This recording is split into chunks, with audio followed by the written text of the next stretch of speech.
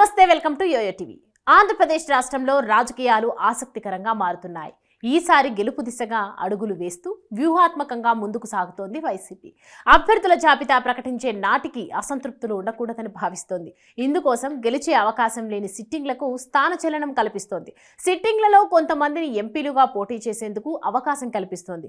ఎంపీగా పోటీ చేయడంపై కొంతమంది నేతలు తీవ్ర అసంతృప్తిని వ్యక్తం చేస్తున్నారు. ఇలా అధికార పార్టీ వైసీపీలో అసంతృప్తుల సంఖ్య రోజు రోజుకు పెరుగుతోంది. అయితే ఇప్పటికే కొంతమంది నేతలు పార్టీని వీడారు. కోటంరెడ్డి శ్రీధర్ రెడ్డి, ఆనం రామనారాయణ రెడ్డి ఇలా ఒక్కొక్కరిగా పార్టీకి గుడ్ బై చెప్తున్నారు. తాజాగా మరో వైసీపీ ఎమ్మెల్యే అసంతృప్తిగా ఉన్నట్లు జోరుగా ప్రచారం జరుగుతుంది. కాకినాడ జిల్లా పిఠాపురంలో వైసీపీ ఎమ్మెల్యే పెండం దొరబాబు జనసేనలోకి వెళ్తున్నట్లు ప్రచారం జోరుగా సాగుతోంది. తనకు పిఠాపురం సీటు ఇవ్వకపోవడమే ఇందుకు కారణమని కూడా తెలుస్తోంది. ఇప్పటికే జనసేన నుండి వైసీపీ సిట్టింగ్ ఎమ్మెల్యే పెండం దొరబాబుకి గత 4 రోజుల కిందట పిలుపు వచ్చిందని జనసేన ముఖ్య నేతలు పెండం దొరబాబుతో మంతనాలు జరిపారని సమాచారం వినిపిస్తుంది. వివాహం ఉందని గురువారం హుటాహుటిన ఫ్లైట్లో ఎమ్మెల్యే పెండం దొరబాబు హైదరాబాద్ వెళ్లినట్టు తెలుస్తోంది. జనసేనలో చేరిక విషయమై హైదరాబాద్లో సమావేశమైనట్లు నియోజకవర్గంలో జోరుగా చర్చ జరుగుతుంది.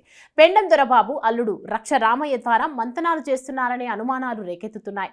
5 రోజుల కిందట సీటు లేనిదని తెలిసాక వందల మంది అనుచర వర్గంతో తాడేపల్లి క్యాంపుకు వెళ్లి తన సత్తా చూపించుకున్నారు పిఠాపురం ఎమ్మెల్యే దొరబాబు. సీటు తనకే కావాలని, మరోసారి అవకాశం ఇవ్వాలని మిథున్ రెడ్డి వద్ద పెండం దొరబాబు సహచర అనుచర వర్గం గట్టిగా పట్టుపట్టినట్లు తెలుస్తోంది. కాకినాడ ఎంపీ సీటుకు వైసీపీ నుండి పెండం దొరబాబుకు ఆహ్వానం అందినా దానిని ఆయన తిరస్కరించారని వార్తలు వినిపిస్తున్నాయి. దీంతో మరోసారి పిఠాపురం సీటుపై అధిష్టానం డైనమాలో పడి గత 2 రోజులుగా నియోజకవర్గంలో వైసీపీ సర్వే నిర్వహిస్తోంది. కాగా ఎమ్మెల్యే పార్టీ మార్పుపై పొలిటికల్ హీట్ నెలకొంది.